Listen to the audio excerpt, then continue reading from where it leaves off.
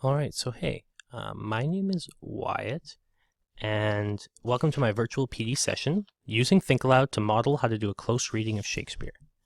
Alright, so we don't have a bunch of time together, so I'm going to briefly address the questions of what is it, and why is it useful to teachers, so we can spend as much time as possible on what it actually looks like. The problem. Everyone knows that students struggle through Shakespeare. I know this because I struggle through Shakespeare. As Trump would say, you know it, I know it, everybody knows it. It's a really obvious problem that doesn't need a lot of explanation. Kids struggle with these texts. That being said, my goal in this video is to give you one strategy you can use to try and alleviate this problem. That strategy is using Think-Aloud to model for your students how to do a close reading of Shakespeare. Because none of us are Elizabethans and none of us come from that culture, a close reading is often the only way to engage with these texts. But a lot of students don't actually understand what that looks like or what that actually entails, which is why thinking aloud while engaging in a close reading is such an important thing to model for them. This strategy is useful to teachers in two main ways. First off, teachers can use Think-Aloud as a formative assessment tool. When they listen to or read students' Think-Aloud comments, teachers gain insight into how readers attempt to make meaning, and they can use this information to guide their teaching. Secondly, this strategy is also useful to teachers as an instructional tool, mainly because it builds students' metacognitive skills, which are crucial for learning in all areas. Alright, so what does this actually look like? My philosophy has always been the simpler the better, as you can see by the backgrounds to my PowerPoint. So the most straightforward and easiest way to start teaching this strategy would be to just start by explaining to students what Think-Aloud is and how it can help you do a close reading. Then I would tell them the kinds of things I want them to make note of when they're reading. Questions, comments, predictions, and personal reactions, things like those. But the important thing here is to not focus students too much on categories to fit their Think-Aloud notes into. Encourage them to write anything they think of while reading. Part of what this does is focuses on validating students' own responses to text, which is so important. Alright, so after explaining the task, the next step is just to model it for them as best as you can. I can't emphasize enough that part of what makes this strategy so effective is that it lets students see that even an expert reader has to work to make meaning out of a text, especially a difficult text like Shakespeare.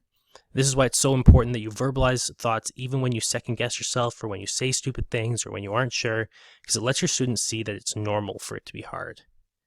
Alright, so now I'm going to model this method for you the way you would model it for your students. I'm going to demonstrate using Shakespeare's King Henry IV Part 1, mainly because I haven't really read it, and so this should give a more realistic model of what the struggle of Shakespeare really looks like. So again, the purpose of this whole strategy is to break down the text into manageable bits and try and slow down the interpretive process. Okay, so the passage starts, Yea, thou makest me sad and makest me sin in the envy that my lord Northumberland should be the father to so blessed a son. So right away, I have a question because I don't really know where or what Northumberland is. Because there's a lord of Northumberland, I can predict that it's a place, but I can't be sure, and this is something I should probably look up. It also seems like the speaker is envious that another lord has an awesome or blessed son, which is, I'm assuming is like blessed ending in ed in modern English. And this envy makes him sad, or it makes him do or think bad things, which is the sin part. Goes on, a son who is the theme of honor's tongue, among a grove the very straightest plant, who is sweet fortune's minion and her pride. So it seems like Shakespeare is sort of personifying honor here, since honor isn't a thing that actually has a tongue, but what he's saying is that if it did have a tongue, it would probably talk about Lord Northumberland's son. That's how awesome he is. I'm not positive what a grove is, but I think it's like a ditch or a grave or a canyon or something that plants could grow in anyways. In that case, the metaphor here is that if this honorable son were a plant in a dirty ditch, he would be the straightest and best one there. Other questions I have is, who is Sweet Fortune? Why is it capitalized? Is it a person? Or maybe I think it's Shakespeare using personification again here, saying that if Sweet Fortune was a person, then this son would be her minion, and she would be proud of him. Whilst I, by looking on the praise of him, see riot and dishonor stain the brow of my young Harry. My young Harry, it makes me think that Harry is probably the speaker's son, since he's been talking about sons this whole time. And it seems like what he's saying is that looking at the praise that is given to Lord Northumberland's son makes him look down on his own son. Oh, that it could be proved that some night-tripping fairy had exchanged in cradle clothes our children where they lay, and called mine Percy his Plantagenet.